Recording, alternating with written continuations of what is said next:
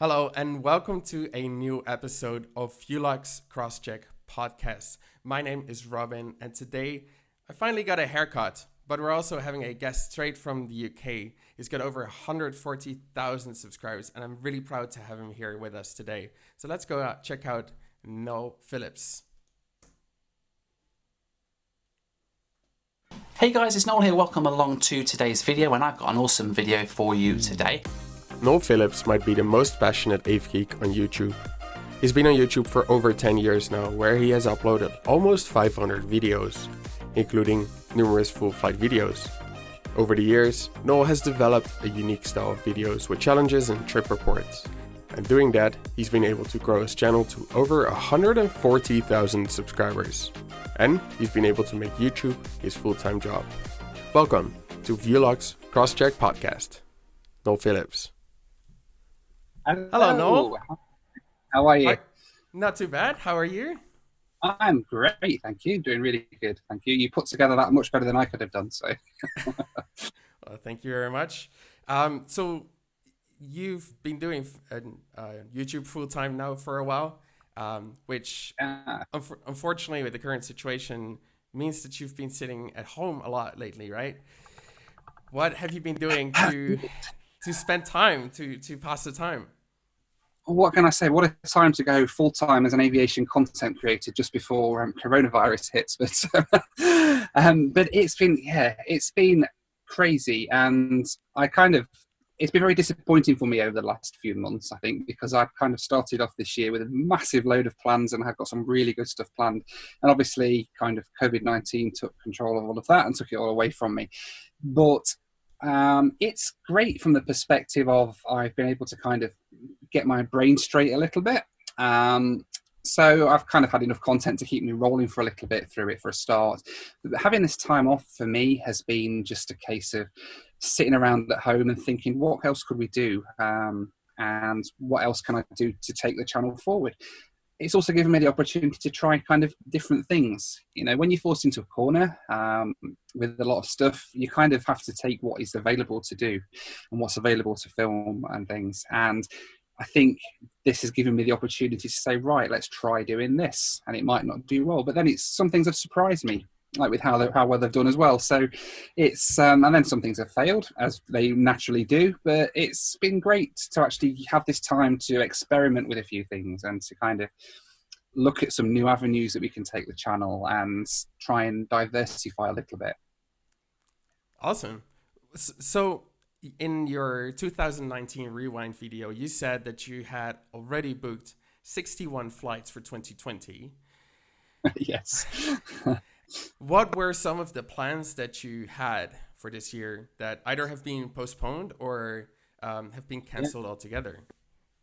So the biggest thing that has really, really hit me this year has been North Korea. I was due to be going in October to North Korea, and wow.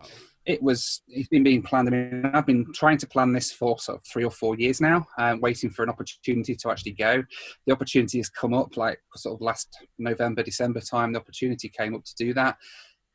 It's all been booked and everything, and I was really looking forward to it. And unfortunately, I mean, of all the places that you've got to go to in the world right now, I think North Korea is probably the worst affected. They've had the borders shut since like January, and there's no sign of them opening it this year at all.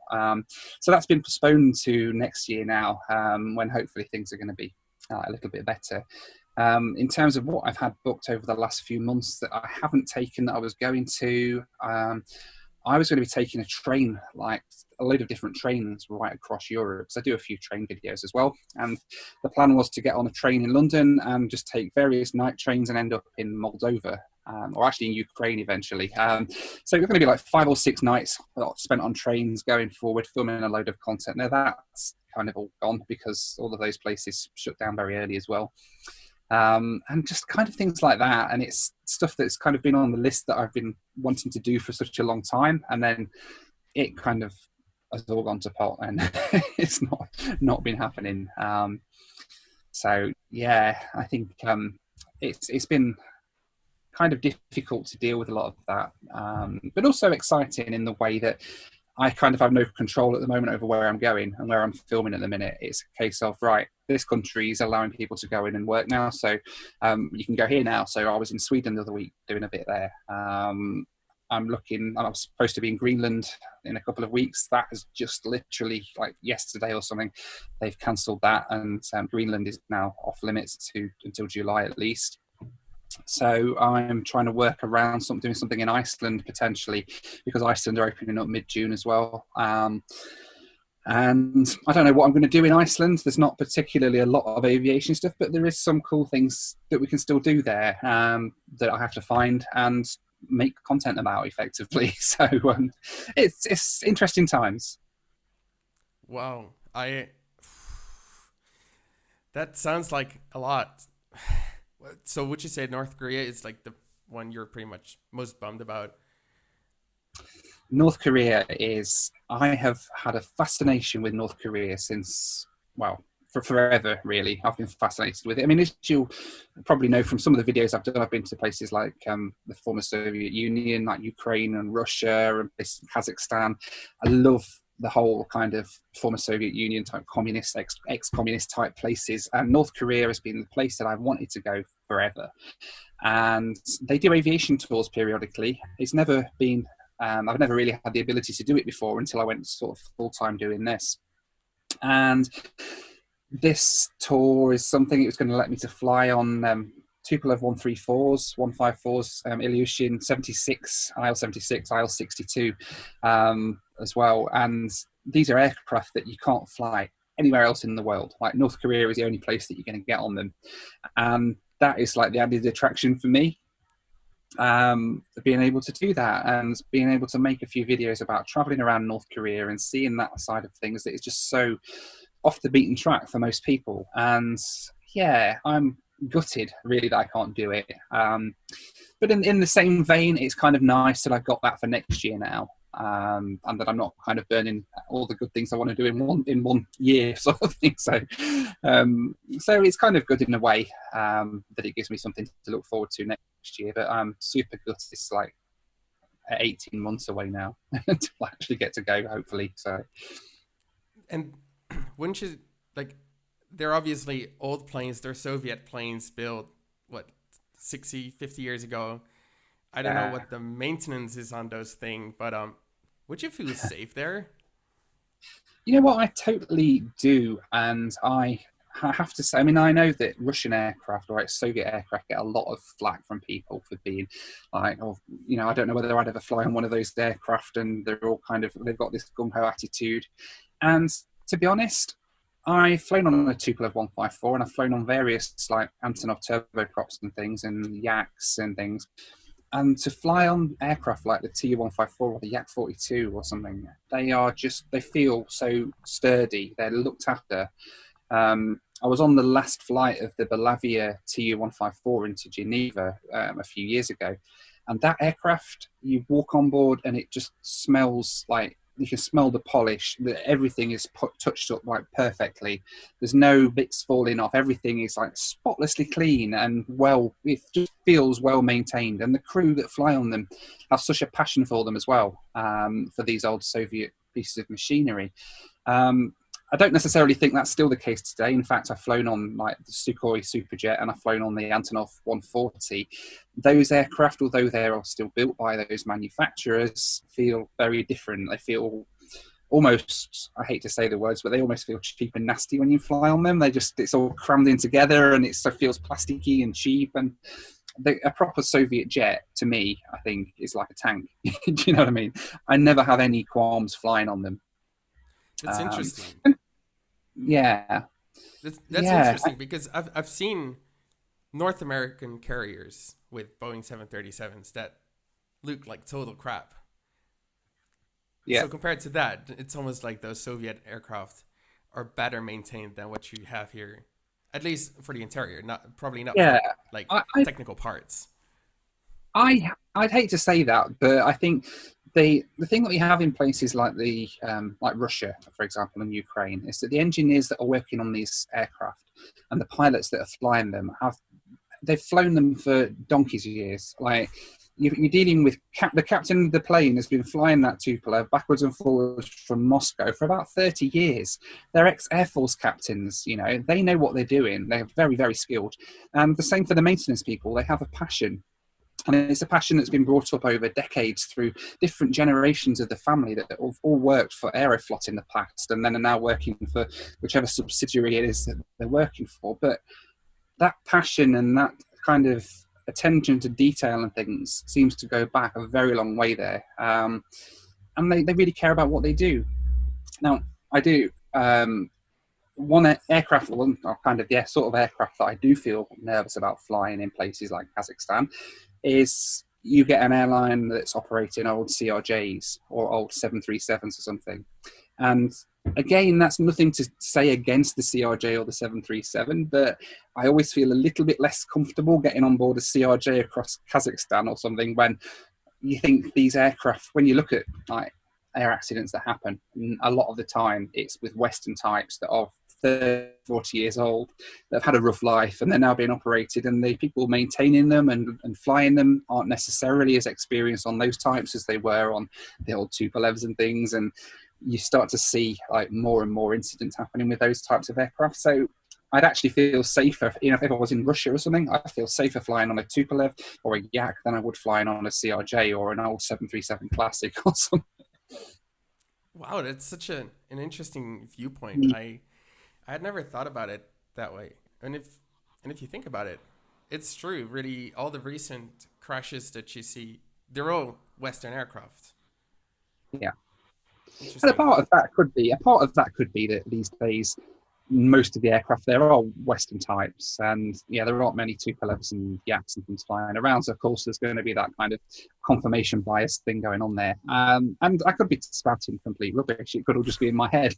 But personally, when I'm flying in those parts of the world, it's just the way you kind of get a vibe, don't you, Robin? And I think a lot of the time the vibe is that if you're flying on something that's built like a tank and has been looked after by those guys and they've flown those aircraft for years and years and years, they know what they're doing. And you don't tend to necessarily get that when when an airline's just taken an old 30-year-old CRJ off of United and flown it over there and is hammering it into little gravel strips in the middle of nowhere. It's, yeah.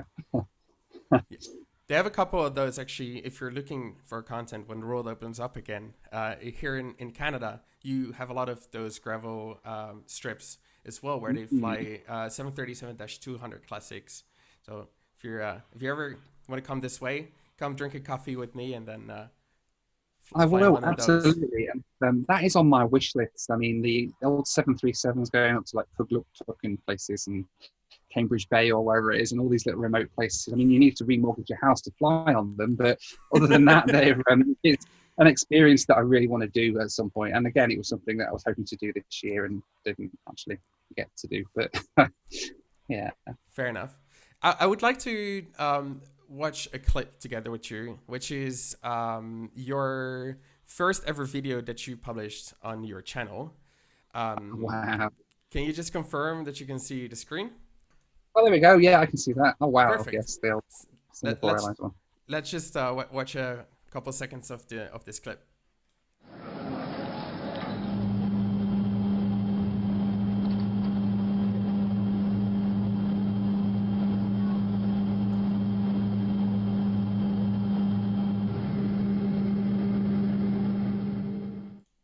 So this is posted on the 8th of December, 2009, but potentially even recorded before that. I mean, I think it's from a camcorder. It is. It is. So that was probably the first digital video that I made after the days of cassette tapes and things like that. And it was Rachel and I. This was filmed in 2006. That video, so it was kind of 3 years before I even uploaded it. And it was our trip to New Zealand with Singapore Airlines, because we were looking at emigrating to New Zealand back in the 2000s, of all things. And that was a trip where we got to go and visit some really tiny little towns all around NZ. I filmed it, as I do with all of them, and at the time, so when I first started on YouTube, as you probably see from that sort of video, it was a place where I could just upload a video and it was somewhere to store a video online, so that when I wrote trip reports, as I used to do for Airliners Net back in the day, I could just link to that video instead of showing photos of the plane taking off. There's a video there of the plane taking off. So yeah, that's pretty cool. It really shows where your channel has started. And let's just go over some numbers over the past 10 years. So far you've uploaded 489 videos. I was able to find out that in December of 2015 you had 8,000 subscribers, which is 143,000 subscribers today. And yes, you have racked up a total of 28.5 million views since. Wow. See, I don't normally look at the numbers, so it's nice to, when you put it in perspective like that, it's like, wow, that was like 5 years ago. So yeah. That is a crazy number. Like, how do you feel about that? Like, just looking back at everything you've done since.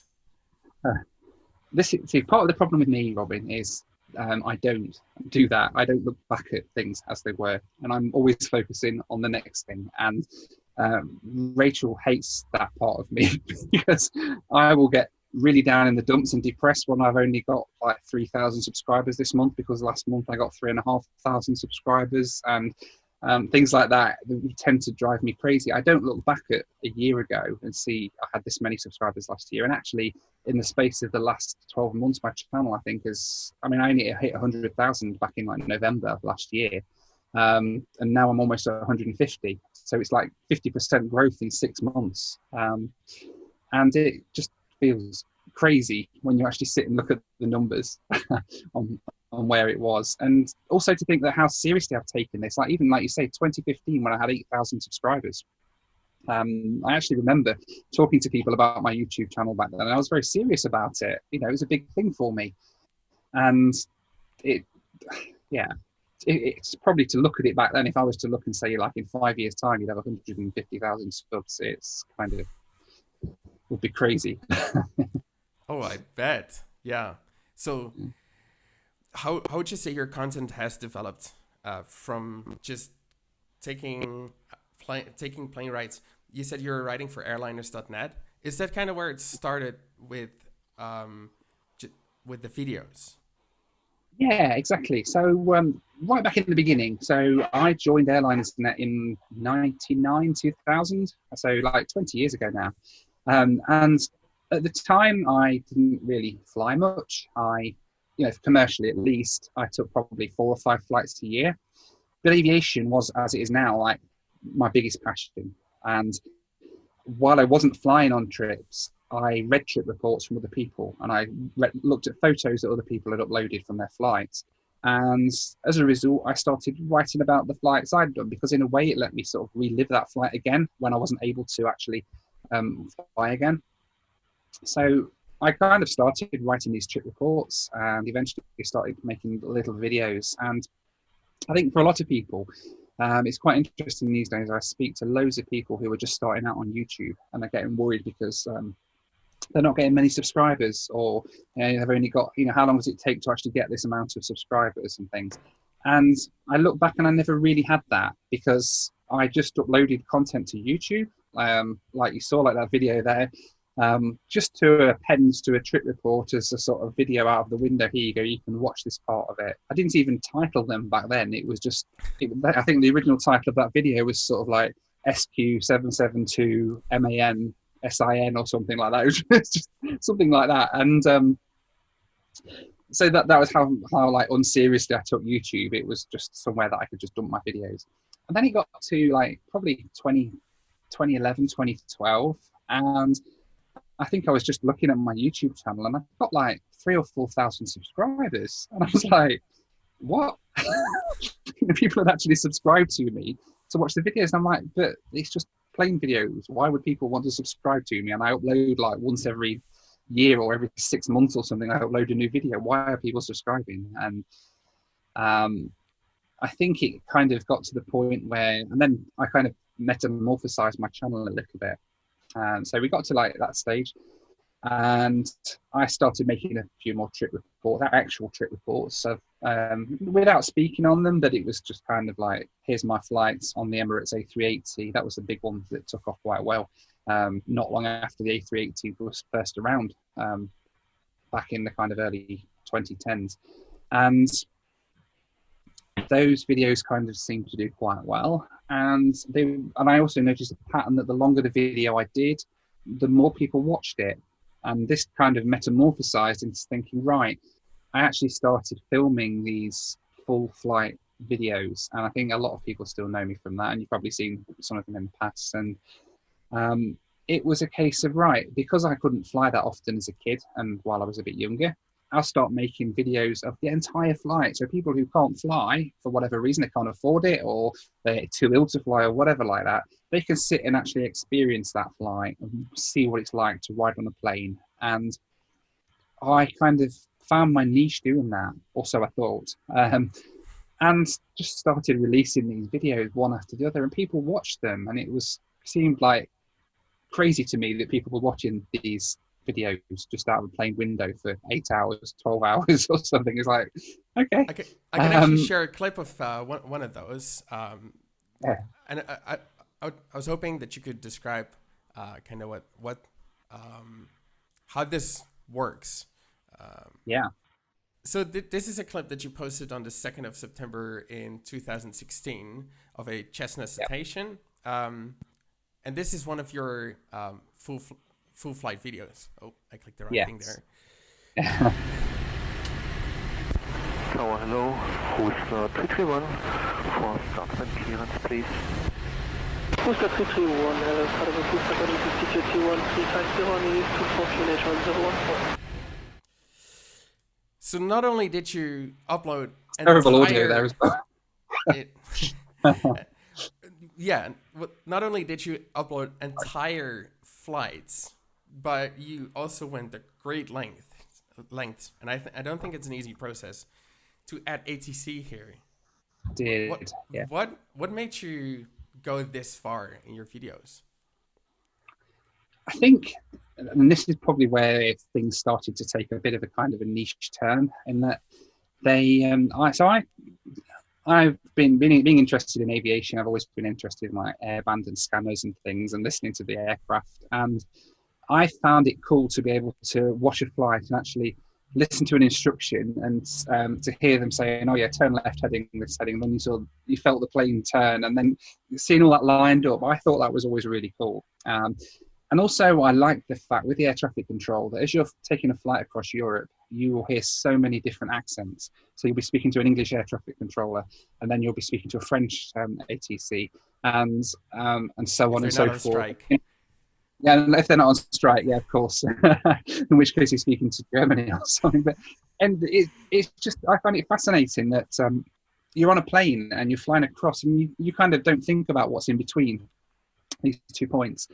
And to actually be able to hear them talking to French air traffic control or German air traffic control, and hearing local pilots speaking in French and German, and I just found that fascinating to be able to listen to that. And for me, adding that into the videos, it was such a massive pain in the backside to do. It really was, and especially on flights like the Luxembourg one that you've just seen, where I didn't actually, because a lot of the time it was a case of getting the archive footage from live ATC.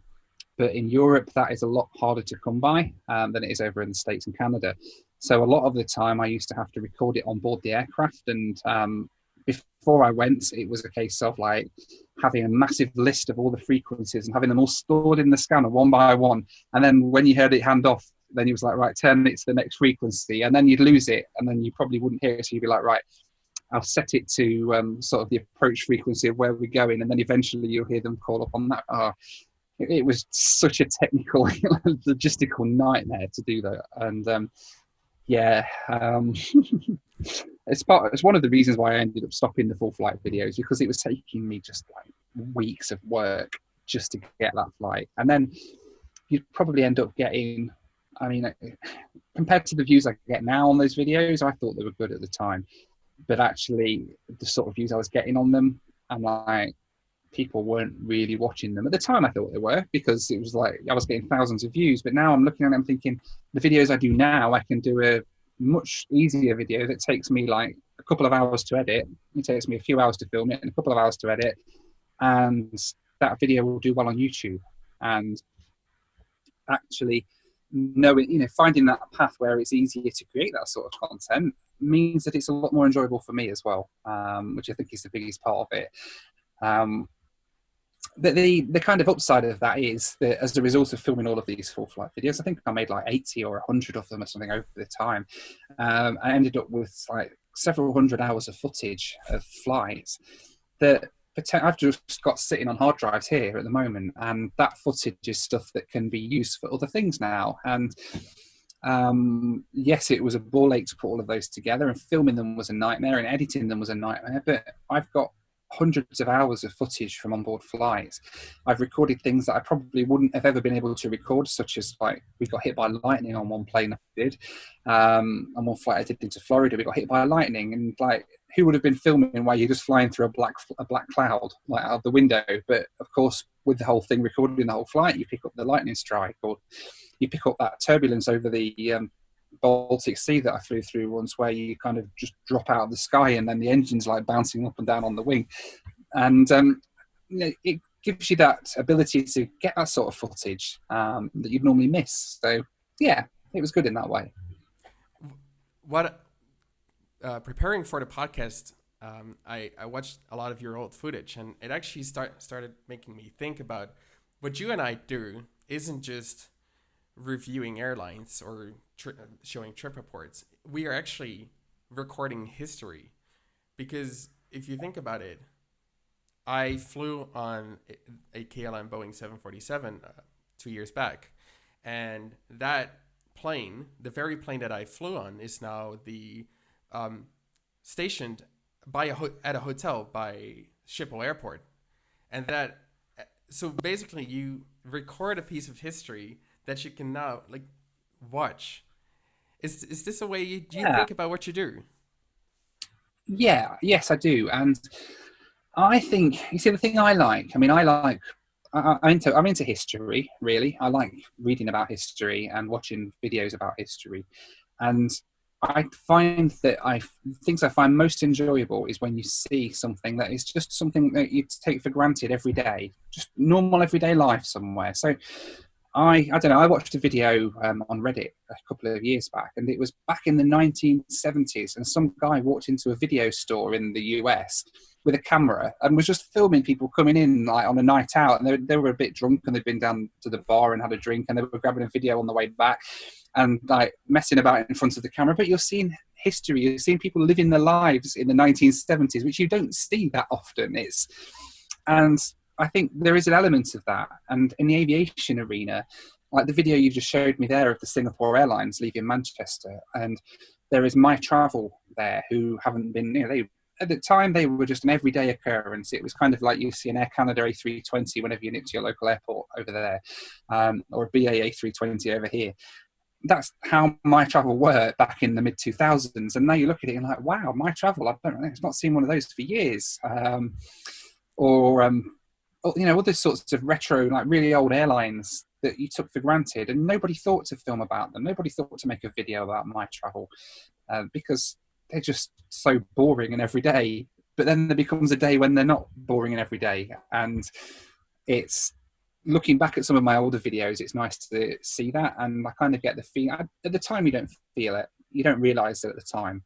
But then I look back at a video of a plane that I've taken that is being retired now. I don't know, I'm trying to think off the top of my head something that I've flown on. Like the British Airways 767, for example, when they got rid of those. That had a special place in my heart. It was the first aircraft that I'd ever flown on, was the British Airways 76. And they went on forever, and everybody flew on them. They were boring, they were mundane, you saw them every day at Heathrow. And then one day they weren't there anymore. And you look back at a video that I've done of a full flight from Heathrow to Madrid that I did on one, and actually you can experience all that, and you can see it, and you can see the ancient cabin on board, but at the time you didn't think about that. And it is, like you say, it's a snapshot of history, isn't it? Wow, it makes what we do suddenly feels a lot more special. So thank you for sharing that. So at one point you did have a turning point on your channel where you did start to upload more trip report like videos, and I found one that is hardly watched. I think less than 200 times, which is very, very low for what you do. So let me just share my screen if you can see it. Oh yes, I can see screen. Oh no, Manchester Southampton back. Yeah, okay. Let's watch a couple seconds of this clip. So here we are, guys. We're at Manchester Airport. About to head in to get our flight down to Southampton. 7:20 in the morning. Pretty damn cold. So let's go and see how it goes. I'll probably have to cut out the audio there because it's copyrighted. But I think this is pretty much the first more vlog style trip report you've been doing, isn't it? Yes, it was indeed. And so that's, I mean, for a start, I had hair back then, so those days are long gone. And also, one thing that didn't change is I'm filming from underneath my chin all the time, which a lot of people even still say to me even now. So you can probably tell how nervous I was making that video, standing in front of Manchester Airport with all these people looking at me videoing into my phone. But yeah, I kind of, so what happened was with the full flight videos I did, I got to a point where I realised that to grow on YouTube and to actually make this a full-time thing and to actually do what I wanted to do was to be in front of the camera and to grow a kind of following and to be able to to have people see your videos and know who you were, if that makes sense, and to actually be a face on camera. And when you make a certain type of content for so long, that is very difficult to just suddenly change and flick, and now you're making a different type of content. And I spent many years just doing the full flight videos, never appearing on camera. I started making these sorts of videos kind of because I wanted to get into that line, but they always performed terribly, as you said then. It was so far removed from what I would normally do that they just performed awful. And I started making them for a lot of the trips that I did and making these videos just so that I could start to get more comfortable in front of the camera and start to actually get a bit of a following on them. And it all kind of, there was a point where I did the Australia video when on the inaugural Perth flight, and I thought, I'm just going to film this and do my behind the scenes, like I'm going to fly for 3 days in economy class to New Zealand and back in 71 hours. And you know, I thought it was kind of crazy, but I was just doing it to film these full flight videos. I thought I'll make a bit of a video about it and I'll show myself. Look, no one's going to watch it anyway, so I'll just do it. And I made that video, and I filmed it and everything, and then I came to editing it, and I was like, you know what? I was done with editing. I spent like 3 weeks trying to get the 17-hour London to Perth video edited because it was an absolute nightmare technically. With ATC. With ATC, yeah, exactly. And it was terrible because my laptop was awful, and it was like, you imagine trying to encode a 17-hour 1080p video. It was just, and then you'd upload it, and then you'd realise, oh, there's no audio after like 3 hours into the video. The audio goes, so then you have to re-edit it again. And I ended up having to encode the audio separately to the video and then stitch them together. It was just a nightmare. So I was like, I do this vlog that I've put together.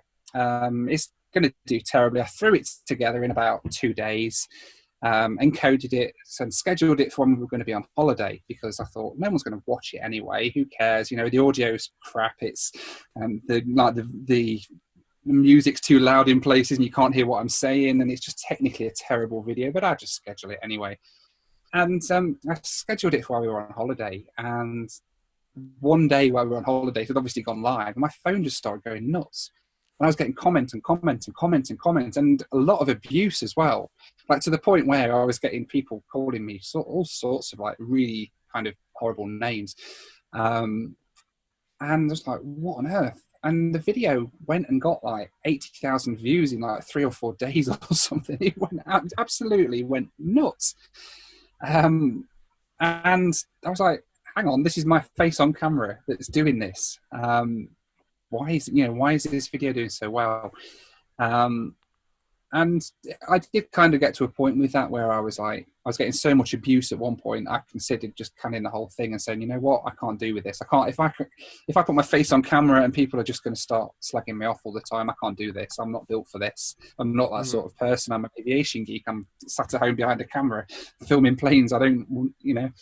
And Rachel persuaded me. She said, you know what, the fact that you are getting all this abuse on this video means that it's doing well. And it did do well. And it went on and got hundreds of thousands of views, and it was picked up by Lad Bible and a lot of the online places to like distribute content out. And I came around to thinking that at the end of the day, if I can make a video like that was so terrible, and yet it still did well because of my face on camera, and even today it's one of my most popular videos, then I can make other stuff like that. And that's pretty much what I started doing. And I made more and more of the vlog type content as I went around filming the full flight videos until a kind of crucial point came. And this happened in 2016, 2017, I think it was.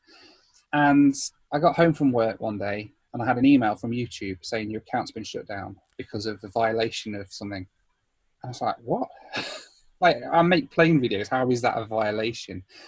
And it kind of, like, it destroyed me totally when that happened. And I fortunately managed to, I've got a friend who is friends with somebody who works over for YouTube in California. And they managed to get my channel back. And then I uploaded my next video and then the channel was taken down again. And this time it went down for like a month before I was able to get it back. And their excuse they gave was it was repetitive content that was causing the channel to be shut down. And they eventually brought the channel back up online after going through all of these, because once your YouTube channel goes, there is no appeal process. The way that YouTube see it is your channel's gone, there is nobody to contact at YouTube anymore, our relationship is over. So actually getting in and getting, I was super lucky that I was able to eventually get it back. The old full flight videos all got uploaded in 360p and have never actually gone back to 1080p because it was just a technical glitch when they brought everything back on. They all went back in 360p. YouTube had said to me that it was repetitive content because it was just flight after flight after flight as a full flight video. And at that point I was like, okay, that's the case. I'm going to start doing these vlogs a bit more kind of as my main thing. And that's what I did. And I started making more and more videos and of the actual vlog content. And at the same time, while this was going on, Facebook started allowing you to do monetization on their platform as well. And I had a lot of content on Facebook, and they selected me to join this partner launchpad program that they had when they were starting to get monetization going. And they put me on this program that literally blew up my Facebook page, like incredibly. I got to something like 300,000 followers in the space of 3 or 4 months, which was just nuts. And then I know I don't want to talk too much about income, but the income from that was, at that time, there weren't many people advertising on Facebook. So the ad revenue was through the roof. And I actually earned in 2 or 3 months, I earned about 3 times my annual salary, like in the space of like 2 or 3 months. And that kind of gave me the kickstarter to say, you know what, I can take YouTube full time. If I can make this much money, this is going to cover my salary now for a period of time. I can quit my IT job, I can go full time, and I can start making vlogs. And if the vlogs tank on if the vlogs tank on YouTube, then it's okay because Facebook's there and Facebook's paying the bills. And that's kind of how I got started. And I started doing the vlog content as the kind of like the fun bit on the side, effectively. And it just started blowing up. And then eventually, obviously, YouTube started growing big time. So, yeah, interesting. When I actually quit my job and went full time on YouTube, YouTube was kind of the lowest, kind of in terms of views and money and everything. YouTube was like the lowest of everything. Facebook did pretty well. And that was about it. So actually having that ability to go full time and take the vlogs full time, I think, has been really good. And it's, it's helped me to develop kind of who I am on camera as well, I think. And, yeah, I kind of cringe when I look back at those older videos now, but it's like, it's so nice to see and to feel that now I can just go on camera and just talk and be happy. And I can, like this week's video, I can wander around some remote town in Sweden somewhere and just walk up to people and start asking them questions. And I feel completely comfortable with that now. And I'll never have, have done that before. So would you say, like, a couple of events happened? Would you say that having your YouTube account deleted would have actually been a good thing in the end? It turned out being a fantastic thing, and it's like weird to say in several regards, because it kind of showed me to start with that you can't put all your eggs in one basket. When you're working online like this, you don't want to have everything in one basket, because at any point YouTube could turn around, and not that it's likely to happen, but if YouTube shuts down tomorrow, then it's up to them, isn't it? And if you put all your eggs in one basket, it kind of gets to the point where at that point in time it was okay because I'd still got my job. But if I was doing YouTube full time and then YouTube shut down, well, that's it. You kind of shafted. So it was it was a good thing, because it kind of showed me that, but also it showed me that, you know what, just like the coronavirus situation we're in at the minute, it gave me the opportunity to go, okay, I've got nothing to lose now. I can actually start and do this as well, and start going down this sort of avenue. So, yeah. Mm-hmm. I want to look at the video you actually posted today, because I noticed something, and I know you are a true AV geek, and it definitely showed when, let's go have a look at if you can see my screen, next few seconds of this clip. It's the video you posted today, where you go to this small Swedish town. Let's go check it out.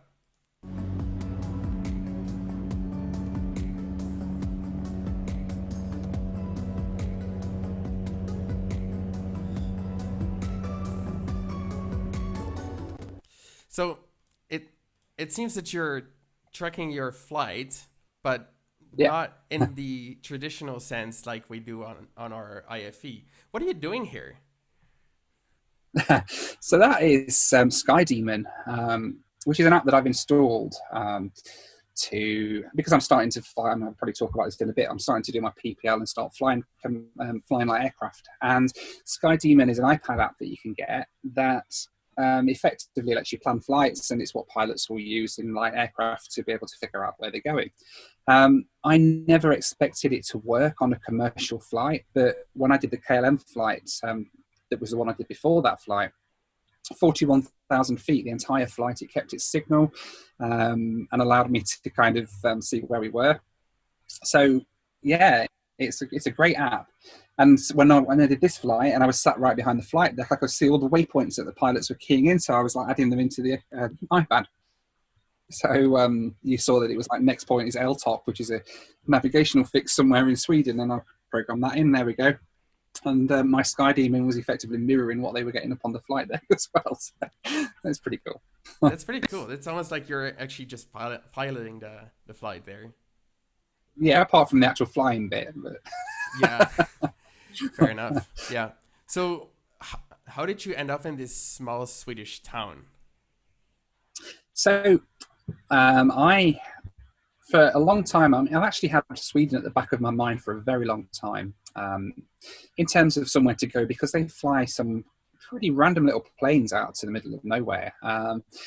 They've got the King Airs, they fly Jetstream 32s out to some places, and all manner of other they had, until recently, they had ATPs, like really old, a British turboprop from like the 1970s and 80s, flying over there in Sweden. And it's always been at the back of my mind as a place to go, but never been one of the places that I thought, I'm going to go to Sweden and fly around Sweden. And then coronavirus happened, yay. And there is nowhere else to go. Well, there wasn't when I filmed that. The only places that you could go to in Europe as a British person were the Netherlands and Sweden, and that was it. And I was like, you know what? I'm going to go to Sweden. I can still fly there. I can still do my job. I can still take different planes. And I found the King Air flight. I was originally planning to do one from Luleå in the north across to Pajala, which is a little kind of Arctic town, but that's suspended at the moment because of the COVID thing. The only route they're operating it on is to Sveg. was like, I don't know anything about Sveg, but it might make a fun video. Let's go to Sveg and see how many times we can say the word Sveg in a 20-minute video. What was it? The sunny, what did you say? The sunny side of Sveg? Sunny side of Sveg, yeah. The Sveg Vegas, yeah. The bright lights of Sveg, yeah. Bright lights of Sveg, yes. Yeah. But that was effectively to fly on a King Air, because as you know, Robin, King Airs are a type of aircraft that you don't very often get to fly as a passenger. And this airline in Sweden are flying King Airs on a commercial route. I mean, for me, that's like gold dust. And you look at the flight prices, and they were like £55 each way. And I was like, you can't go wrong with that. You know, to fly in a King Air for that sort of money. And I like these random little towns anyway, so I've flown a King Air, and ultimately, as I was looking into it more and more, I found out that this town had 2 flights a day, and I was like, why? Why are people going to this remote town? And that kind of became the whole proposition for the video. You know, the fact that it was a King Air was kind of by the by, because most people on YouTube aren't interested in watching a video about a King Air, but they'll watch a video about some remote town in the middle of nowhere that's got 2 flights. And that's how I ended up in Sveg. And then I went back to Stockholm, and then just a bit of a teaser for the next sort of few weeks, I got a flight up to Luleå in the north of Sweden, which I didn't film because I was just flying up there. And then I got the night train back from Luleå to Stockholm, which was quite nice. And like flying through, like getting a train through the world's biggest centre parks, which I don't think is a thing in Canada, is it? But centre parks, it's like a forest holiday thing we have here. And it was just like getting a train through the massive centre parks that is Sweden. And then I took a flight. We have centre parks in Holland. Ah, there we go. Yeah, so you know. So yeah, Sweden is effectively the world's biggest centre parks because it's just trees and lakes like for about 300 miles. And that was fun, the night train down there. And then I took a flight through, I don't know whether you have that in Canada as well, it's called Wingley. And it lets you book a flight online with private pilots who are flying like their own planes, effectively. And you cost share with them. So you book a flight, and in this case, it was a guy who was based out of Stockholm, and he flew a Diamond DA-42 Twin Star, which is like the coolest plane ever to look at. It's super duper cool. And he was offering flights over to Gothenburg from Stockholm for like a couple of £100. I was like, yeah, that sounds cool. I've not ridden on one of those before. It could be a fun little flight to do. And it was, and I got to fly on the coolest plane in Scandinavia from Stockholm to Gothenburg.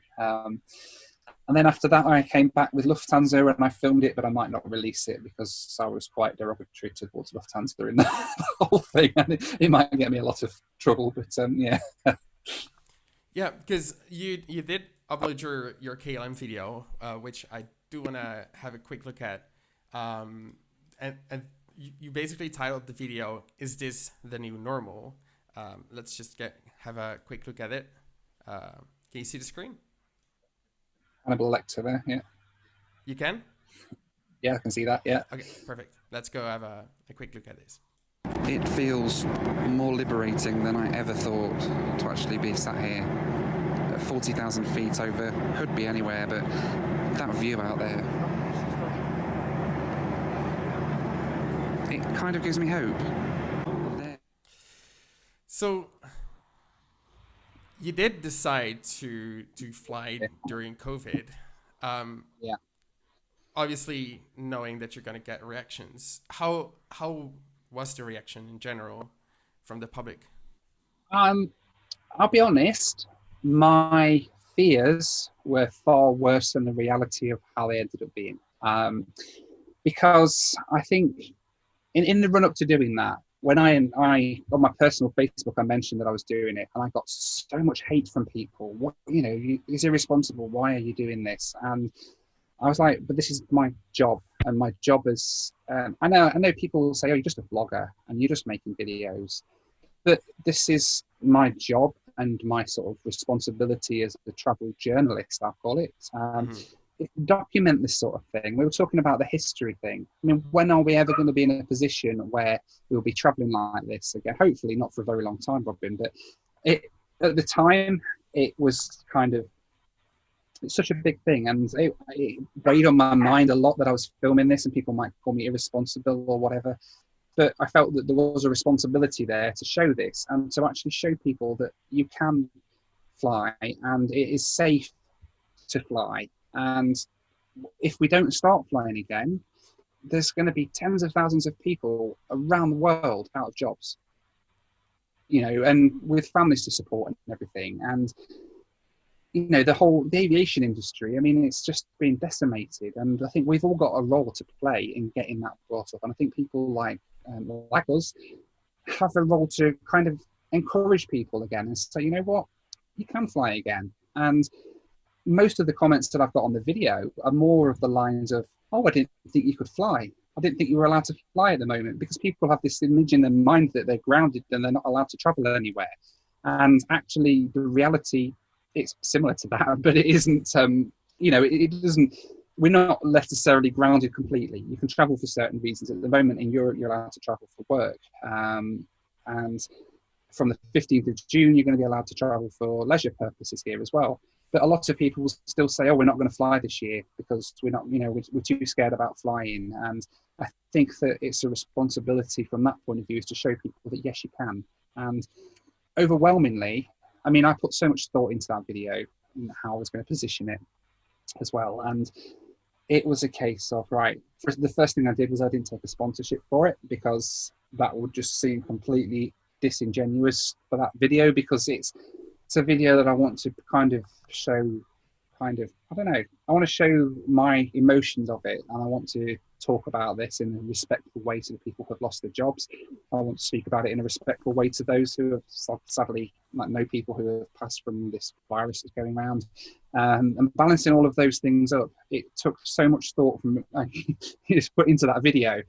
That end scene while I was talking about the travel industry and how we've kind of got this responsibility now to support these people who are now out of work, the pilots, the crew, the ground staff, people who work in the shops in airports, it's like everybody that's been affected by this, and we need to do that, and we need to be helping them and supporting them. And I think as a result of that, the comments that we had a few trolls in the comments, but actually it was nowhere near as bad as I thought it would be. Mm-hmm. And that was kind of the best thing for me, was to actually, because Rachel goes through most of my comments for me, especially in times like this where I'm going to be tending to be getting a lot of hate, and she makes sure that I don't see them, which is quite nice. And I said to her, look, I've looked a couple of times and I've not seen any like comments in Health Review or in anything like that. And she's like, we've not had much hate at all. And actually, most of the comments that we had were really positive, saying thanks for sharing this, and thank you for showing us that we can still travel. Thanks for showing your support to the aviation industry and things. And yeah, that's been quite a positive reaction, and it's been quite nice. What do you think the responsibility of you and me as a trip reporter and all the other trip reporters out there when it comes to promoting traveling, and when would be the right time to do that? So I think that personally, from my point of view, I am looking to travel for leisure as soon as I can. We're due to be flying on holiday in July, and to be honest, if the flights are going, we're going. That's our attitude towards it. And that's not from a selfish point of view of, oh, we want to go on holiday. That's also from a point of view of, we can't let this become the new normal, as I called it in my video. This can't be normal. It's not normal that we've got staff being laid off all around the world. It's not normal that aircraft fleets are grounded in every continent, and that isn't going to be the normal. And I think that our role as trip reporters and as aviation reporters is to encourage people in a safe way to do that. Now, I'm not saying that let's all just go and start traveling and we'll all just start doing exactly as we were before. No precautions, no social distancing or anything. No, absolutely not. But with the right precautions, it's totally safe. And we need to be encouraging people to do that. And I think as our role, people pay attention to social media a lot. And our role as posters, as bloggers on YouTube, for example, people see that and they're getting an actual honest opinion on things. They're getting an honest opinion. They're seeing what it's like and that it's safe. You won't see BBC or CBC going out there and doing a video of flying on a plane because, the hate that they're going to get from people for that would be out of this world. Don't get me started about CVC. But you won't see like TV programs showing people going off on a flight, because people would just say that's irresponsible. You can't do that. Whereas for me, that's kind of like, I've got less to lose, I guess, in that respect. In that people hate on me. Well, that's okay. It just means more people are watching the videos. The worst case scenario. But equally, it's a responsibility that we have, I think, to actually, we can get into people's homes casually, and people trust what we say. And I think, like I say, we've got to do it carefully, and we've got to show that we've got to be responsible while we're doing this. But I think ultimately, the ultimate responsibility here is to help the industry recover and to help people be able to get back to some sort of normality again. How do you see the aviation industry recover in the coming years? I know you're not like an analyst. I'm not an aviation analyst. What do you think is going to happen over the next few years? I personally, I can see the whole social distancing on planes is not going to last. Absolutely not. We're flying on aircraft at the moment. So I'll give you an indication. My flight from Amsterdam to Stockholm cost me £250. My flight back from Gothenburg to London, the actual walk-up price for that flight was like £700 versus like 70 quid that it would have cost me previously to do that. And the reason for that is because there's like no seats on the plane. They're spacing everybody out. So of course you're having to pay a third more instantly for your flight price anyway. Yeah. And that is not going to last, because either, one of two things is going to happen. Either the airline doesn't sell the seats and they basically can't afford to run the flights. And that's going to happen as a result then of people not wanting to pay that sort of money for a flight. I mean, who would pay £700 for a flight from Gothenburg to London? It's crazy money.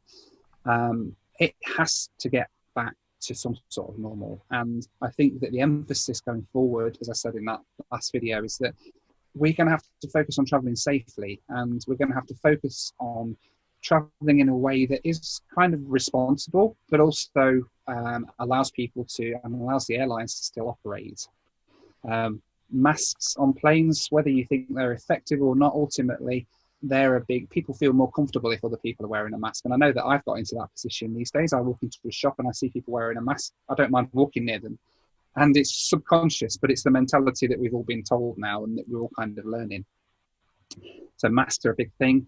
I think that the cleanliness of the aircraft is just an incredible, and it's a brilliant thing from that point of view, because you're not going to be getting on a filthy old airplane anymore.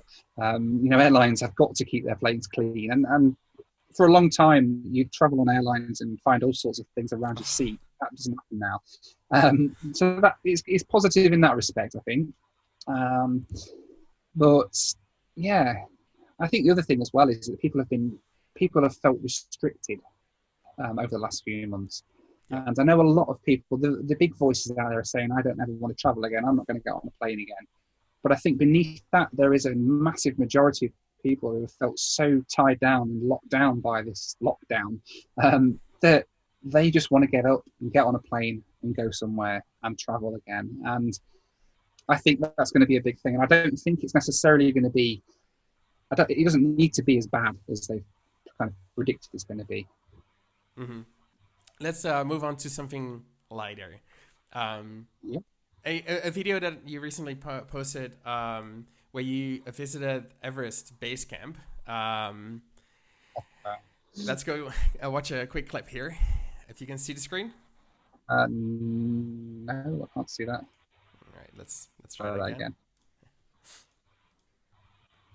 What about now? There we go. Yeah, I can see that now. Go. Let's watch a couple seconds here. So how cool was that? We are here at the Everest View Hotel, 4,000 meters up in the Himalayas.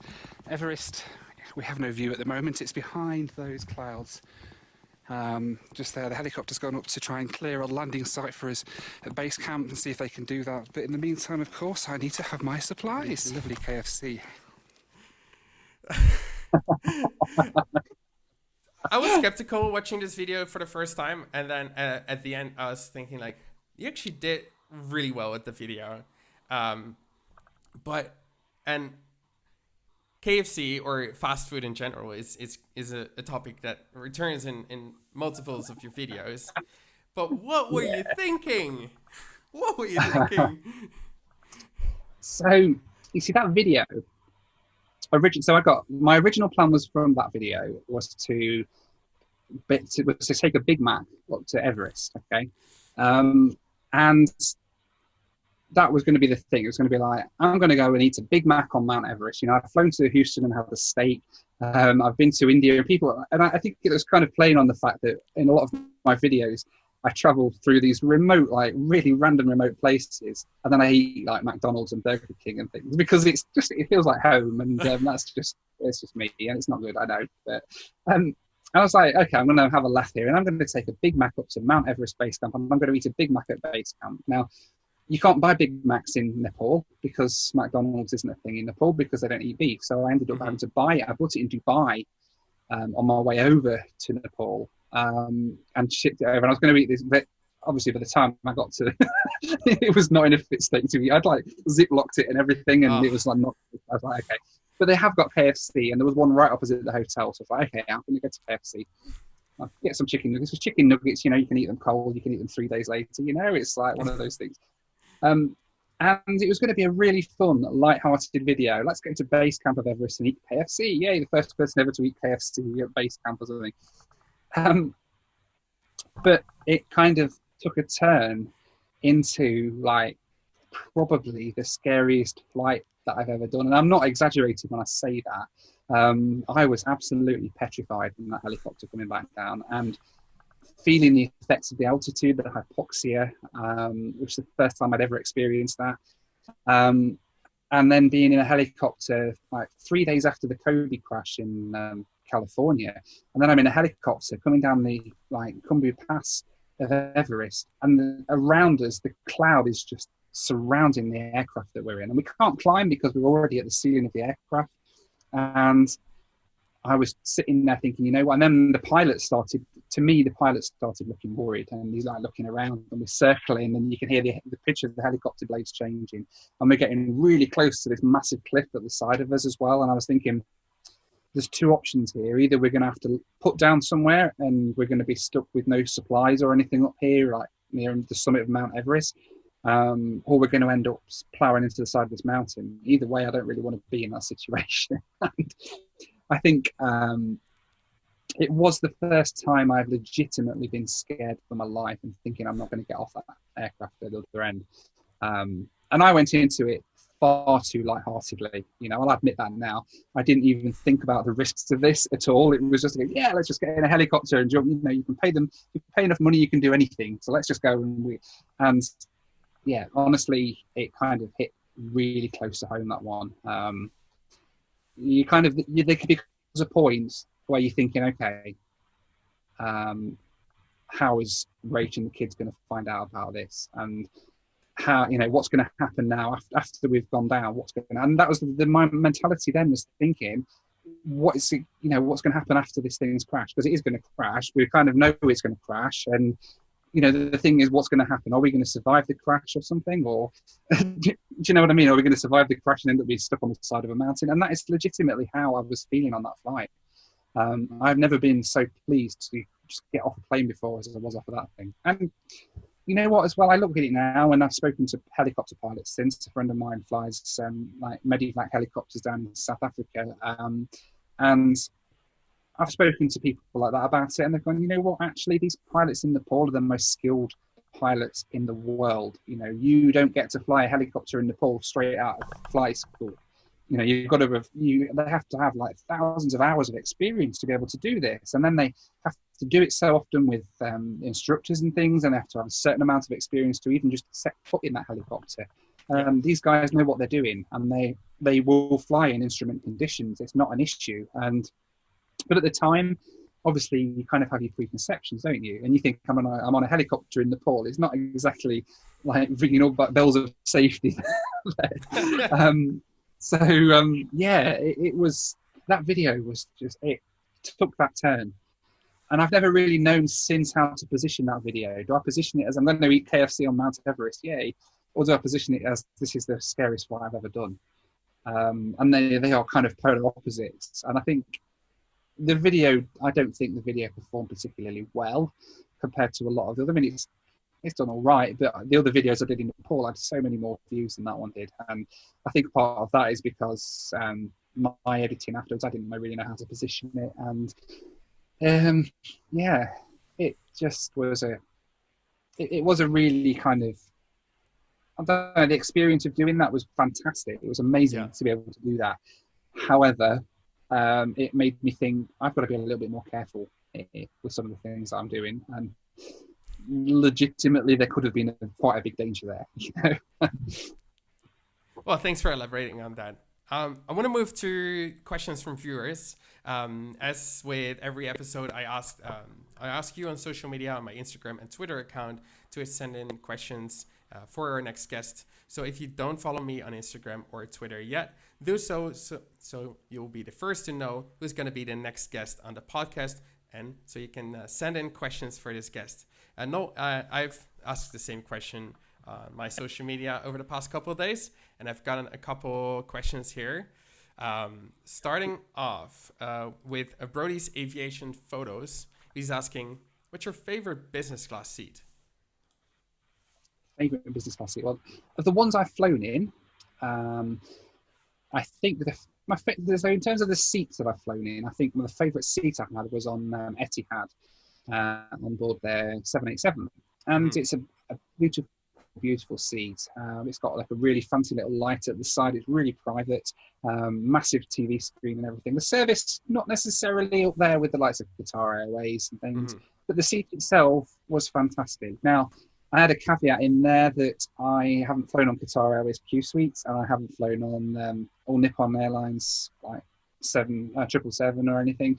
So I kind of have that caveat that I haven't necessarily flown on all of the best business class seats. But for me personally, that is the one that I've flown on that I like the best. For sure. I think for me, I think you've flown on the WestJet Dreamliner. That still to me is the best. The Super Diamond seat is my favorite, and then I think WestJet has done the best implementation of it so far. Yeah, I haven't flown on any of the Middle Eastern carriers, so I don't have a lot of comparison material. Yeah, I mean, I've flown the Super Diamond seat like loads now, and I didn't even realise that the Super Diamond seat was a thing at the beginning, I have to say. But then the more you fly on them and you say, oh, this is the same seat as WestJet, and actually this is the same seat as Qatar Airways on the A350 that I flew on once. And it's a really nice seat. And the fact that even airlines like Rwanda are flying the Super Diamond, B-Man are flying them on their Dreamliners as well. And it just gives the airline, even if it's an airline that you probably have not a very good thought about when you hear the word Biman Bangladesh or Rwanda or somebody like that, but you step on board that business class seat and you know what it's like. It's a comfortable ride. It's a nice bed to lay in. It's relatively private. And the fact that airlines like BA have even using it as well with the sliding door and everything, it's it's just flexible. So so their club suite on their A350 is basically a Super Diamond suite with a door racket on. Really? And yeah, absolutely, yeah. So it's crazy that it's just seen so much. But yeah. While we're at the topic, what would you say is the worst business class seat? Would that be your Bolivia 767 flight? I think in terms of the worst in a single flight, the Boliviana one was terrible. It really, really was awful. And it was uncomfortable as well. And there's like metal bits sticking in the seats as well because it's just so worn out. The seat is like a 30-year-old seat. I never expected to sleep well or anything on that flight, so it wasn't necessarily a massive disappointment. The ones that I have a bit of an issue with are airlines like Egypt Air and Hainan Airlines and loads of other. There's a standard business class seat that it's a 222 configuration, and it has like a little slidey partition bit in the middle. But other than that, it's just a 222. Not necessarily even a flat bed. You know, some of them are just angled flat. Well, and I really get fed up with that seat. And when I walk into a business class cabin and I see that the plane's got that, I'm like, oh my god. And I don't want to be a snob, you know. I like my little cubicle at the side of the plane, I admit. And I know that I'm super lucky to be up there in business class flying up there anyway. But when you realise that actually you're going to be sitting next to people and having to climb over people when you get in and out of your seat, and it doesn't necessarily go completely flat as well, which is a thing that I find being quite tall as well. I tend to wake up in a lot of pain when I've been on one of those seats because all my kind of weight kind of slides down towards my bottom back and stuff. So, yeah, and it just, you fly on so many airlines that have that, and I think even Emirates have that sort of seat in their 777s in business class. I've not flown on it, but it's just like, guys, what are you thinking? You've got the world's best first class product, and then you've got such a mediocre kind of business class product sitting at the side of it. It's Yeah. Next question is from Penny Aldrich, and he's asking, what was your job before going full time on YouTube? So before I went full time on YouTube, I worked in IT for about 20 years, and I started off doing. I was a SQL database admin initially. That was my first job, and then I went into tech support, and then I went into kind of server maintenance and stuff, and eventually became a consultant, and I was out installing firewalls and IT security products all over Europe, and that was kind of my job before I did this. So yeah. And that allowed you to travel a lot the beginning of your channel. It did, mostly in the UK. I did travel quite a bit in Europe, but for the most part, it was all in the UK. So you'll see random flights of mine in the past, like going from Kent to Liverpool or something, and flying like Amsterdam to get just up the country because it was the only way that you can actually fly between the two. So yeah, I did kind of milk that a little bit. Sorry, my old boss, if you're watching this, but yeah, but it did allow me to travel a little bit, and it's certain, if nothing else, working in IT gave me the kind of financial stability to be able to do this then at the weekends. The downside of it was that I would be spending 3 or 4 weeks at a time away from home for work alone. Mm-hmm. Like I'd be down sitting in Hampshire on the south coast or something, working in an office for a week, or I'd be up in Scotland for a week, and not getting any actual aviation content out of it, but I'd still be away 3 or 4 weeks of the month. And I think these days, a lot of people say to me, how do you manage doing this as a job with a family? And we're having 2 kids under 10. And actually, I find I travel less now than I was when I was working full time, because I can do a week. I can spend 1 week a month, and I can fly 2 airlines to get to Asia or something. I can fly around Asia on a couple of airlines and then fly home again. And I've got 6 weeks worth of content then out of a 5-day trip, you know? And then I don't have to go out again for the next sort of 3 or 4 weeks. So it works. It works pretty well. Nice. Next question is from Inga, and she's asking whether you consider yourself an influencer. Why do I consider myself an influencer? No, whether you consider whether yourself. I consider myself an influencer. Yeah. I don't really, for the most part. And I undersell myself a lot, and this is something a lot of people say to me. You undersell yourself, Noel, so much, because I don't see that I do influence people. I just see that I go and make a video, and I'll edit the video, and me and Rachel sit and watch it and have a laugh. Then I'll upload it on YouTube and forget about it. Mm-hmm. And every now and then, I will get sent a tweet of a family sat around a TV watching one of my videos, and I'm on screen on a big widescreen TV, and it's like, oh God, people are actually watching this, you know. And like a really funny story, actually, something that happened last week that made me think about this as well. So I sold, I have some merchandise that I sell, and we've started selling these mugs, and it's based, I haven't got one in here, but it's basically a mug with my logo on it. You can get it in the merch store, guys, if you want to. I'm going to quick plug there for it. What we did is we bought a batch load of these mugs so that we could start selling them ourselves rather than going through one of these like online places. Yeah. And I sold my first mug to this lady who lives about half an hour up the road, and she got it and it had arrived smashed. I was like, great, that's a great start. I said to her, I'm really sorry, you know, I'll drop in. I'm down at East Midlands Airport like next week. I'll drop in on my way past and just drop you a new mug off. Is that all right? And I got a reply saying, oh my God, is that all right? I was like, yeah, of course it's all right. It's like on my way home, I can literally drop in. So anyway, a few days later, I pull up at this house and I knock on the door, and I hear like these kids behind the door going, oh my God, Noel's here, Noel's here, Noel's here. It's like, okay. And this lady opened the door and her 3 kids are there, and they were going absolutely like crazy. And she said they've been looking forward to this for days. You know, they've been saying that they can't believe they're going to have a YouTuber coming into the house. It's like, okay. And this little girl, bless her, it's probably 9 or 10-year-old girl. She'd made me a little loom band that was like a little bracelet thing in the colours of my logo. So I made that for you, know. I can't believe you're in my house. And it was like, okay. And then I kind of left and I drove off. And as I was driving off, then they were all kind of running up the street after my car waving at me. I was like, really? It was like such a big thing for them. I was like, it's the craziest thing that's ever happened to me, because I don't see myself as an influencer as such. But then this sort of thing happens and it's like, whoa, actually people do. Or like you'll be walking around a supermarket, like literally on the way home from that.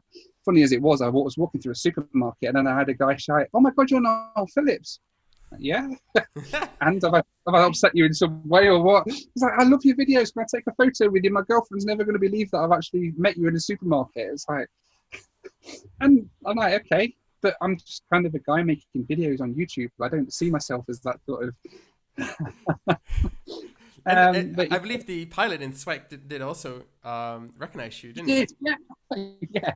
And it's happening more and more. And it's interesting that at the minute, I kind of at a point of thinking my videos are taking a bit of a downturn because of coronavirus and everything. But actually, I think I've been spotted more times in these last few weeks than I have ever been before. And I'll be honest, Robin, it makes me feel a little bit uncomfortable with it, because I'm not an aviation. I'm not a YouTuber. I'm not Casey Neistat. You know, I'm not Yes Theory or any of these guys that are like super cool and everything. I'm a plane spotter from the Midlands in England. You know, I'm kind of uncomfortable talking to people in public at the best of times. You know what I mean? But on camera, I'm like, hey, yeah, it's me, and yay.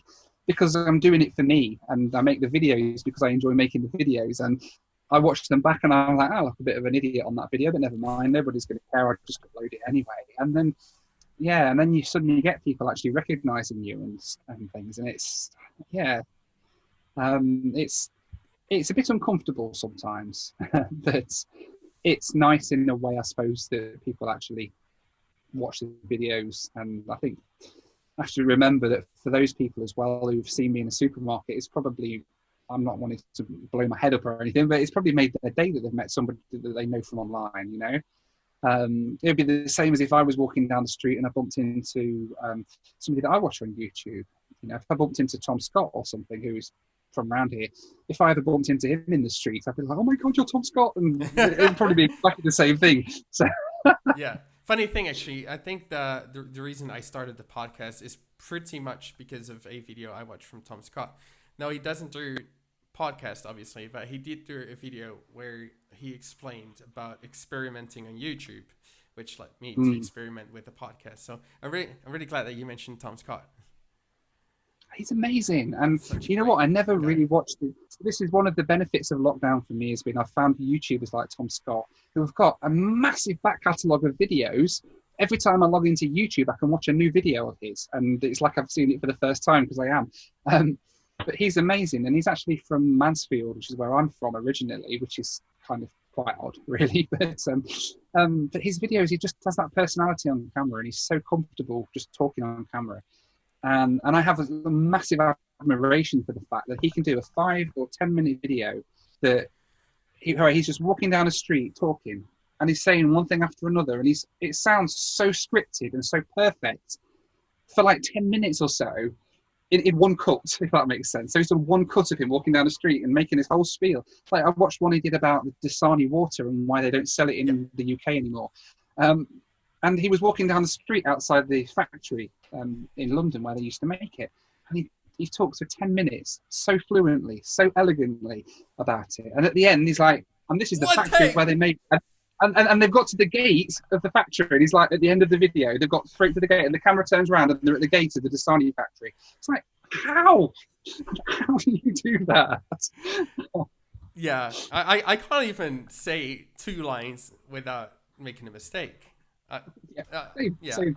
I'll film the same thing like 3 or 4 times because I've said it and it sounds wrong, or I've stumbled over my words and I forgot what I was going to say next or something. And like every video you see where I'm talking into the camera, walking down the street or something, it's taken like 4 or 5 takes, and that is the result of about 5 different bits of me saying the same thing over and over again. Incredible. Let's go to the next question from Kevin Lou 00, and he's asking, how long have you been friends with Josh Cahill?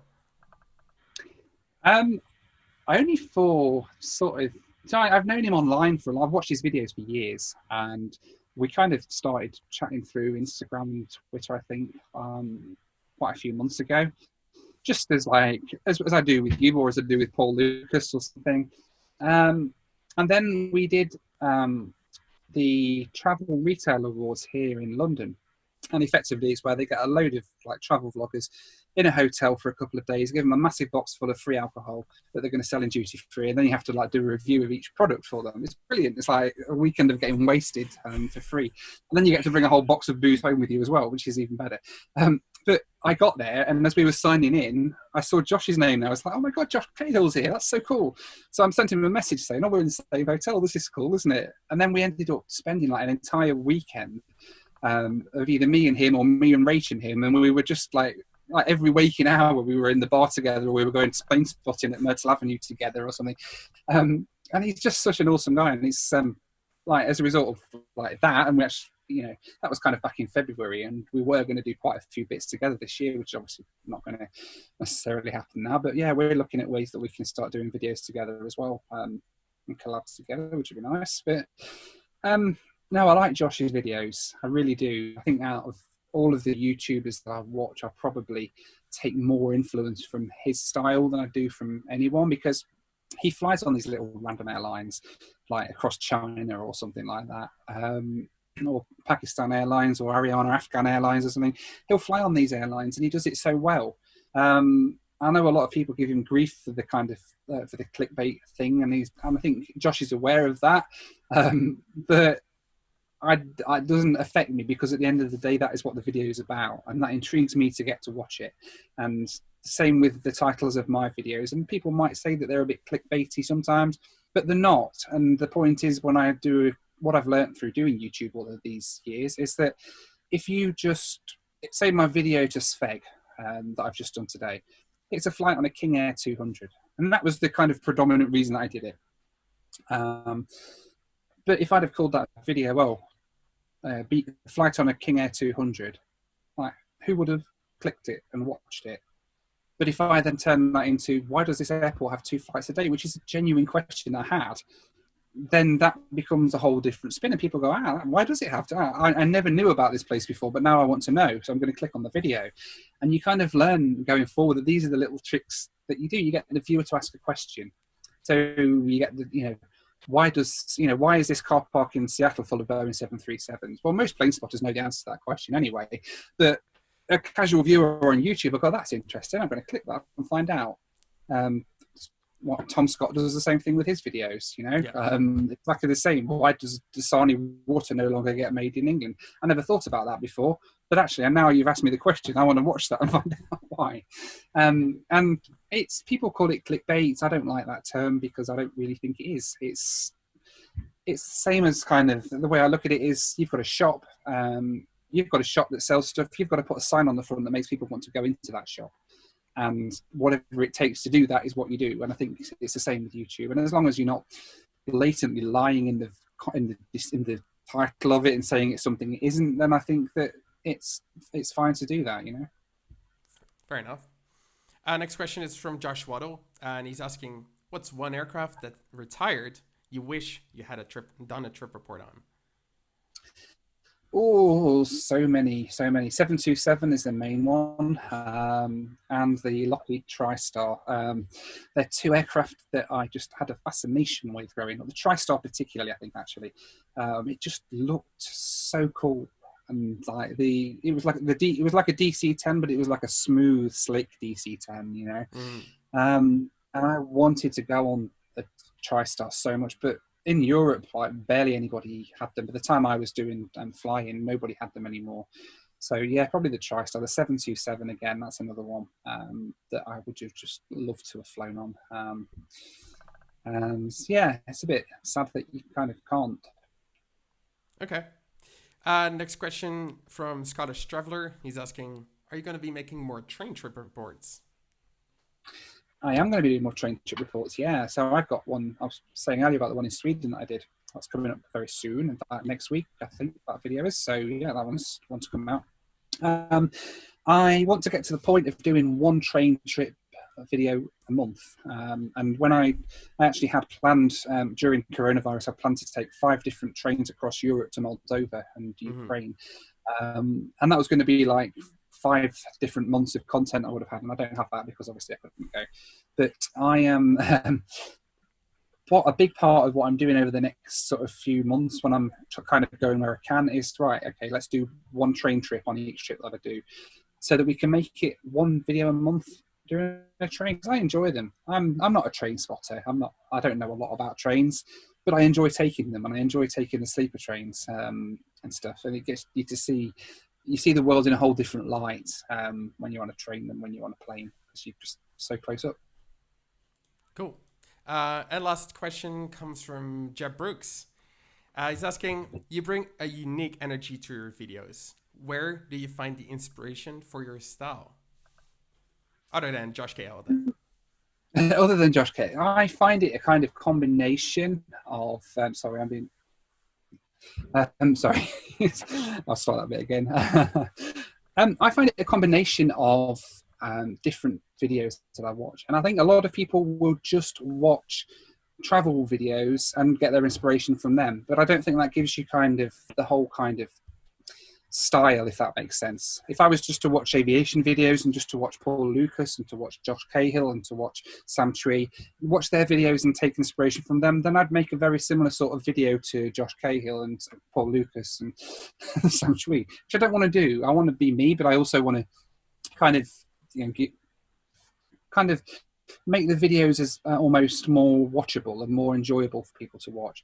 So most of the videos that I watch on YouTube predominantly are, I mentioned Tom Scott, I watch a lot of his videos. I watch a guy called the Tim Traveller, who is fantastic. If you've not seen his videos before, he's amazing.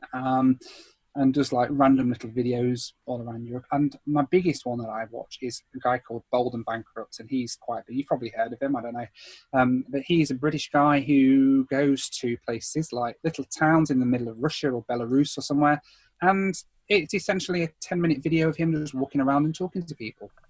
Let's go and have a look. And he's very passionate about a lot of things, like Soviet stuff he likes. That's part of the reason I like it as well.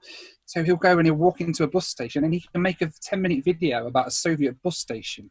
But it's a video that's so engaging that you want to watch because he's so passionate about it, So I take a lot of inspiration from people like that. And I think that's one thing that's helped me to kind of grow in more recent months. Is I've been watching a lot more YouTube, and I've been enjoying watching channels like Bold and Bankrupt or like Tom Scott.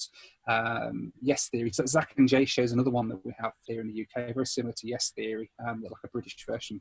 And it's funny, but you kind of pick up traits from those videos, even though you don't necessarily mean to just go and rip them off, but you'll pick up traits that they do. Like I find myself saying things in the manner that Bold and Bankrupt will, or I find myself saying things in the manner that Zach and Jay show will, or things like that. And I've got in my head ideas of trips I'm going to do, especially when I get my pilot's license again. I've got some really cool things that I want to do that I've kind of an inspiration from places like Zach and Jay, but with an aviation twist sort of thing. So yeah. Cool. Thanks for answering those questions. I hope Jeff got his questions answered there. And then finally, I want to move on to the final part of every podcast here. As with every week, we test the knowledge of the guest on how they can identify planes. Today's photos are supplied by Alex Berglowski, who by chance also happens to be leading the leaderboard with the most number of photos that he's got. The photos today are fair though, so they're not too hard, even though but they're good pictures. So Alex is still leading the leaderboard with 16 photos right. Billy from Gilbert Travels is still in second place from the first episode of the podcast. Jeb is on third place with 12. Fly around. Julius had 12 images right last week. And finally, Blake is still on the bottom with only 8 right. Noel, how confident do you feel? You are a true AV geek. How confident do you feel with identifying planes? See, I was a plane spotter for many years, okay? But then, and I like to think that my knowledge of planes is quite good. But then I make a silly mistake in a video that nobody lets me forget, like calling a Cessna 402 a turboprop. Like, what the hell? And the amount of abuse. And at the time when I said it, I was like, it's not a turboprop, you idiot. Why have you said that? So yes, as much as I think that my knowledge is up there, it probably isn't. But yeah. Well, we're gonna see. You'll have 1 minute, and we'll see how many planes you can identify. So I'm gonna share my screen here. So if you can confirm if you can see it. I can see your window. Yes. Yeah. Perfect. So when you're ready, I have the timer ready. And then. Do you need the airline as well, or just the aircraft type? Just the aircraft type. If you can, the variant, but that's not necessary by any means. All right. So if you're ready, we're going to start the timer, and then we're going to give it a go. Yep.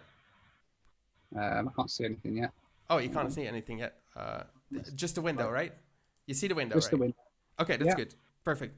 And then when I say go, you'll see the first photo. Okay. 3, 2, 1, go. Oh, Air Canada 787 777. 777. Okay. Delta MD-80. And MD-90. Oh no. Okay, that's oh good lord, these are difficult. That's a Buffalo Airways, but I can't think of what it's You can pass. called. Yeah, pass on that one. That's a Jetstream 31. Yep, correct. That's a DHC2 Otter. -2. Yep. Next. That's a -8. 200. It's a Greenland, right? -7. Oh, it's -7. Okay, all right. Okay. Cessna 208. Yep, correct. Oh, good lord. Is that a 737-200? Yep. Time. Oh, Lord. Only 4. Oh no, that's terrible. I had expected a lot more. Technical issues. We can blame it on technical issues, surely. I'm so I was sorry. close with the Delta MD-80. I was so close with the Delta MD-80. They're usually in there, the MD-80, 90, or then 717, and they're really hard to distinguish each other. But good lord, 4. 4 out of 10. That's awful, isn't it? We're gonna have to redo that then. Yeah. At least I've got Blake at the bottom now. So Blake, you're better than me. So. Wow. The C46. The other one was a C46, wasn't it? I remember now. The Buffalo Airways one. Let me grab C46. Yeah, that's correct. See, you know it. It's just that somewhere in the back of your mind. It's pressure, isn't it? Yeah. Anyway, we're nearing the end of the podcast, Noel. What do you think? What did you like it? It was amazing. Yeah, it was really nice to just sit and have a chat about all sorts of things, planes and YouTube and stuff. It's great. Really good fun. Awesome. And who would you like to nominate for a future episode? I'd like to nominate Paul Lucas. So let's get Paul Lucas to do one of these. I would love to have him on a podcast. So if you don't mind sending him a message, then maybe that'll speed up some things. Speed it up for you. Yeah. Awesome. Well, Noel, thank you so much. I had a lot of fun. Thank you so much for joining me for the past hour and a half. I had a lot of fun. So thank you so much for being here. It was great. Thanks for having me on, Robin. I really appreciate that. Cool. Well, that's it. That's the end of this week's podcast. Next week, we'll be back with another guest, which I, of course, will be announcing on my Twitter and Instagram. So do follow me there. Do follow Noel on YouTube, Instagram, and Twitter as well, because he's got a lot of interesting stuff that he posts there. Thank you so much for watching, and we'll see you next week.